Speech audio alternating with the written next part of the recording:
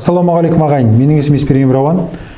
Сіз біреуге қарыз ақша бердіңіз, оны қайтара алмай жүрсіз. Мұндайда не істеу керек? Бірінші мынаған көңіл аудару керек. Сіз оған қарызды қалай бердіңіз? Қолхатпен бердіңіз ба? Жай қолма-қол бердіңіз ба, әлде аударып бердіңіз ба? Осыларға байланысты қарызды қайтарудың әдістері пайда болады. Егер қолхатпен берсеңіз, онда оған құқықтық талап жіберу керек. Осындай ақшамды менің қайтармасаң есің тандырам былайша айтқанда. Сосын одан кейін нотариуске жүгінуге болады. Егер нотариус бұл қолхат бойынша немесе мойындамаса, ол алмаса, онда сотқа жүгінесіз. Сөйтіп, соттың шешімін алғаннан кейін оңайлатылған тәртіпте қаралады. Бұндай істер көбіне 1000 айлық есептік көрсеткішке дейін. Соттың шешімін алғаннан кейін әрмен қарай күшіне ендіріп, атқару парағын алып, орындауға тапсырасыз. Ал енді қолма-қол беріп, ешқандай дәлеліңіз болмаса, онда бірінші кезек сіз оған SMS, WhatsApp-тан жазып, сұрап көріңіз. Жалпы адал адам, ақшаны төлеуден жалпы жалтарып жүрмеген адам мойындайды.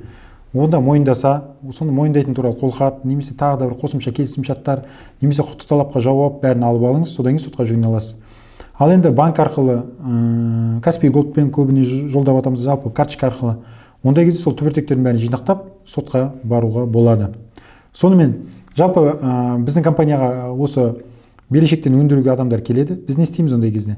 Мәселені зерттейміз, құқықтық талап дайындаймыз, жолдаймыз, сөйлесеміз борышкермен, тиімді тұстарын айтамыз, екеуінің арасында кесте дайындап береміз, екі жаққа да тиімді етеміз. Сөйтіп татуластырып адамдарды әрмен қарай ақшаны төлейтіндей қыламыз. Ал егер де төлемей, тағы да төлемей қалса, онда әрине сотқа немесе атқарушы жазбасын шығарып алып, мәжбүрлеп өндіруге болады.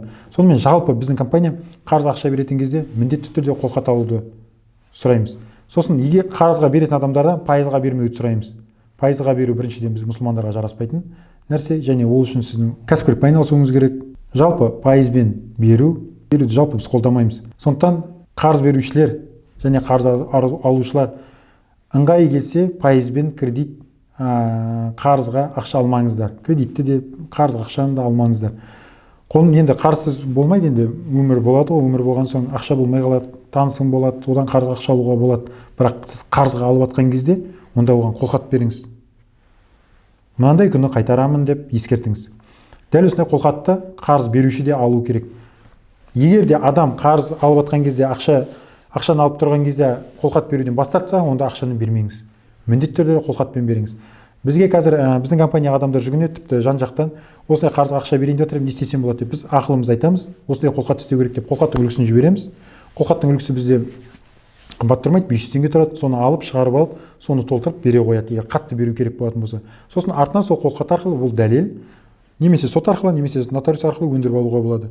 Тіпті займ шартын жасап беруге де болады. Біздің компания займ шартын жасап береді.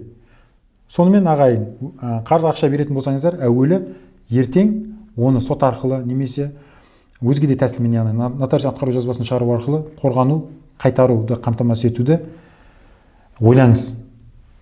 Ағайын, тағы да осы видеоны таратайық.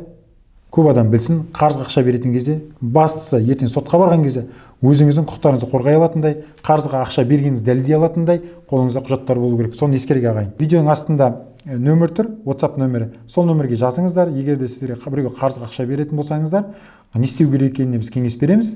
Және де жаңа қолхаттың үлгілерін береміз. Жақсы, сау болыңыздар ағайын.